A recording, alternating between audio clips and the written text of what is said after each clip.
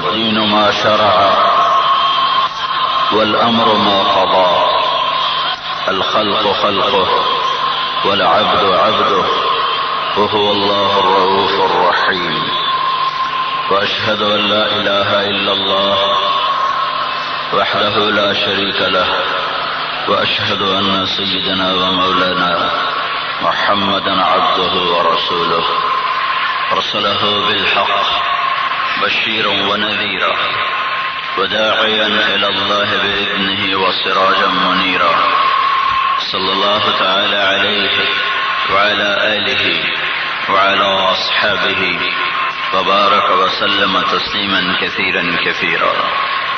أما بعد، فأعوذ بالله من الشيطان الرجيم. بسم الله الرحمن الرحيم. من كان يريد العاجلة عجلنا له فيها ما نشاء لمن نريد ثم جعلنا له جهنم يصلاها مذموما مدحورا ومن أراد الآخرة وسعى لها سعيها وهو مؤمن فأولئك كان سعيهم مشكورا كلا نمد هؤلاء وهؤلاء من عطاء ربك وما كان عطاء ربك محظورا انظر كيف فضلنا بعضهم على بعض وللآخرة أكبر درجات وأكبر تفضيلا. وقال النبي صلى الله تبارك وتعالى عليه وسلم: ارتحلت الدنيا مدبرة وارتحلت الآخرة مقبلة ولكل واحدة منهما بنون فكونوا من أبناء الآخرة ولا تكونوا من أبناء الدنيا فإن كل أم يتبعها ولدها أو كما قال صلى الله تعالى عليه وسلم.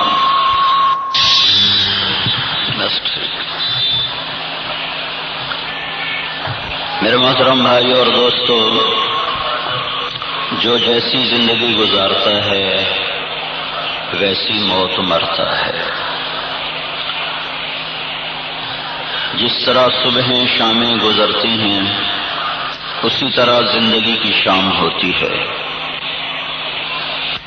دو راستے ہیں، ایک اللہ کو راضی کر کے چلنے والا ہے، ایک اپنی مرضی والا راستہ ہے. دونوں پر لوگ چل رہے ہیں. کل الناس یغدو فبائع نفسہ فموبقها او موتقها. اللہ کے محبوب صلی اللہ تعالی علیہ وسلم کا فرمان ہے، دنیا کا بازار آباد ہے، بہاول نگر کا بازار بھرا ہوا ہے. کچھ لوگ ہیں جو جان کے بدلے میں جنت خرید رہے ہیں، کچھ لوگ ہیں جو جان کے بدلے میں جہنم کی آگ خرید رہے ہیں. کچھ لوگ ہیں جن کی جوانی بڑھاپا، جن کا رزق دولت اس طرح لگ رہا ہے کہ وہ ہر پل اللہ کے قریب ہو رہے ہیں اور جنت کے فیصلے کروا رہے ہیں. کچھ لوگ ایسے ہیں کہ ان کا مال و دولت یا ان کی غربت اور فقر وہ اس طرح استعمال ہو رہا ہے کہ وہ اللہ سے دور ہو رہے ہیں اور جہنم سے قریب ہو رہے ہیں. اور اللہ تعالیٰ نے قسم کھا کے کہا ہے کہ تمہاری محنت کے مطابق تمہارا نتیجہ ہوگا جو تمہیں دیکھنا ہوگا. واللیل اذا یغشی والنہار اذا تجلی وما خلق الذکر والانثی ان سعیکم لشتی. مجھے قسم ہے اس چھا جانے والی رات کی جس نے تمہیں اندھیروں میں دھکیل دیا ہے، اور مجھے قسم ہے اس دن کی جو تم پہ روشن ہو جاتا ہے، اور مجھے قسم ہے اپنی مخلوق کی، وہ نر ہو یا مادہ. اللہ کو قسمیں کھانے کی ضرورت ہے؟ اللہ تعالیٰ کہتا ہے انہ لقول فصل، یہ میری بات ہے جو فیصلہ کن ہے. اور اللہ یوں کہتا ہے وَتَمَّتْ کلمۃ ربک صدقا وعدلا لا مبدل لکلماتہ، تیرے رب کا بول عدل میں پورا ہو کے اترتا ہے، سچائی کے سارے پیمانے پر کر کے وہ نکلتا ہے، لہذا اسے نہ بدلا جا سکتا ہے نہ وہ بدلتا ہے۔ اس کے بعد پھر کیوں قسمیں اٹھاتا ہے؟ کہ قسم شک دور کرنے کے لیے اٹھائی جاتی ہے۔ تو اسے پتہ ہے یہ جو بہاول نگر کے لوگ ہیں انہیں میری بات پہ یقین نہیں آئے گا، یہ جو پاکستان اور یہ جو دنیا کے بسنے والے انسان ہیں، کہ رب مجھے مان کر بھی میری ماننے میں انہیں بڑی تکلیف ہوگی پڑ جائے گی۔ تو یہ میرے شک کو اور آپ کے شک کو دور کرنے کے لیے اللہ تعالیٰ 3 قسمیں اٹھاتا ہے اکٹھ، واللیل اذا یغشی والنہار اذا تجلی وما خلق الذکر والانثی، مجھے قسم ہے رات کی جو چھا جاتی ہے، دن کی جو روشن کرتا ہے، اور مخلوق کی جو نر اور مادہ ہے، یعنی ساری مخلوق کی قسم اٹھا لی ہے، اور اس میں نباتات بھی آ گئے، حیوانات بھی آ گئے، جاندار بھی آ گئے، بے جان بھی آ گئے، ساری مخلوق کی قسم اٹھا کر اللہ فرماتا ہے تمہاری محنتوں کا نتیجہ تمہاری محنت کے مطابق الگ الگ ہوگا، ایک سا نہیں ہو سکتا۔ کیا تم دیکھتے نہیں ہو وقت پہ پانی لگانے والی کی فصل کا رنگ اور ہوتا ہے، اور پانی کے وقت میں سوتے رہنے والے کی فصل کا رنگ اور ہوتا ہے، موقع پہ کھاد ڈالنے والے کے باغ میں بہار اور ہوتی ہے، اور موقع ضائع کرنے والے کے باغ کا رنگ اور روپ اور ہوتا ہے۔ یہی تمہارا رب تمہیں دکھا کر یہ بتا رہا ہے کہ تمہاری محنتوں کا نتیجہ الگ الگ ہے۔ یہ نہیں ہو سکتا کہ ماننے والا اور نافرمان برابر ہو جائیں، یہ نہیں ہو سکتا رات کا تہجد گزار اور رات کا شراب پینے والا برابر ہو جائیں، یہ نہیں ہو سکتا بازار میں ترازو میں ڈنڈی مارنے والا اور جھکتا تولنے والا برابر ہو جائیں، یہ نہیں ہو سکتا رشوت لینے والا، سود کھانے والا، چوری ڈاکے کے پروگرام بنانے والا اور حلال کھانے والا یہ برابر ہو جائیں، یہ نہیں ہو سکتا پردہ دار اور اسٹیج پہ ناچنے والی یہ 2 عورتیں برابر ہو جائیں، یہ نہیں ہو سکتا۔ کیا تو کیا ہوگا؟ تو کیا ہوگا؟ افنجعل المسلمین کالمجرمین، کیا میں مجرم اور مومن کو برابر کر دوں گا؟ ما لکم کیف تحکمون، یہ تم نے کہاں سے فیصلہ کیا ہے؟ ام لکم کتاب فیہ تدرسون، کیا بہاول نگر میں کوئی اور قرآن ہے جس میں یہ لکھا ہوا ہے کہ اللہ آپ پہ بش کے سی، جو مرضی کرو اللہ آپ پہ بش کے سی، آپ پہ ڈٹھی جاسی، کہیں لکھا ہوا ہے؟ بھائی آپ نماز پڑھ لیتے وہ کہ جی اللہ پہ بش کے سی، بھائی آپ ڈنڈی نہ مارا کرو جی اللہ پہ بش کے سی، بھائی سود نہ کھایا کرو اللہ پہ بش کے سی۔ تو یہ میرا اللہ کہتا ہے یہ کون سی کتاب میں لکھا ہوا ہے؟ میرے قرآن میں تو یہ نہیں لکھا ہوا۔ فَأَمَّا مَنْ آمَنَ، ایمان والا أَفَمَنْ كَانَ مُؤْمِنًا كَمَنْ كَانَ فَاسِقًا لا يستوون، جو ایمان لایا اور جو اکڑ گیا یہ برابر ہو سکتے ہیں؟ ہو سکتے ہیں؟ نہیں ہو سکتے، کبھی نہیں ہو سکتے۔ لا يستوي اصحاب النار واصحاب الجنہ، یہ برابر نہیں ہو سکتے۔ فَأَمَّا مَنْ أَعْطَى وَاتَّقَى وَصَدَّقَ بِالْحُسْنَى فَسَنُيَسِّرُهُ لِلْيُسْرَى وَأَمَّا مَنْ بَخِلَ وَاسْتَغْنَى وَكَذَّبَ بِالْحُسْنَى فَسَنُيَسِّرُهُ لِلْعُسْرَى۔ قسمیں اٹھا کر دل کے دروازوں پہ دستک دے کر میرا اللہ کہتا ہے تمہاری محنت کے مطابق نتیجہ جس نے میرے نام پہ دیا، جو مجھ سے ڈرا اور جس نے میرے قرآن کو سچا مانا اور میرے پیغام کو سچا مانا، اس کے لیے زندگیاں آسان، اس کے لیے دنیا کے راستے آسان، اس کے لیے جنت کے راستے آسان، اور جس نے مال کو جمع کیا اور مجھ سے بے پرواہ ہوا اور میرے دین کو جھٹلا دیا تو اس کے لیے وحشتوں کے دروازے کھل جائیں گے اور تنگیوں کے دروازے کھل جائیں گے اور ہلاکتوں کے دروازے کھل جائیں گے۔ میرے بھائیو، جیسی زندگی گزرے گی ویسی موت آئے گی۔ ہمارے ساتھی میاں ظہور صاحب نے جیسی زندگی گزاری اللہ نے ویسی اس کو موت دے دی۔ میں تو اس کی تعزیت کے لیے آیا تھا، موت ایسی تھی میں نے کہا لوگ جمع کرو میں سنا دوں کہ ایسی زندگی گزارو کہ تمہیں یہ موت آئے کہ ایک آدمی اللہ کے راستے میں 15 دن گزار کے آتا ہے، پھر وہ 27 کی شب ہے اور جمعے کی بھی رات ہے۔ جمعہ کی رات سارے سال میں مقدس ہوتی ہے، شب جمعہ ہر جمعہ کی رات پورے سال میں مقدس ہوتی ہے اور اس رات کی تجلیات باقی راتوں میں نہیں ہوتی۔ اور پھر وہ جب شب جمعہ رمضان کی بنتی ہے تو اس میں اور تجلیات بڑھتی ہیں، اور پھر جب وہ طاق راتوں کی بنتی ہے تو اس میں اور تجلیات بڑھتی ہیں، پھر اس 27 کی ہو جائے تو اور تجلیات بڑھتی ہیں۔ تو ایک آدمی ساری زندگی میاں ظہور کے ساتھ ہم 15 سال اکٹھے اللہ کے راستے میں چلتے رہے۔ وہ ہر مہینے 15 دن تبلیغ میں جاتا تھا، ہر مہینے۔ آپ کے سارے علاقے کو دیکھا بھی ہے، پھرے بھی ہیں، جگہ جگہ بیان بھی کیے ہیں۔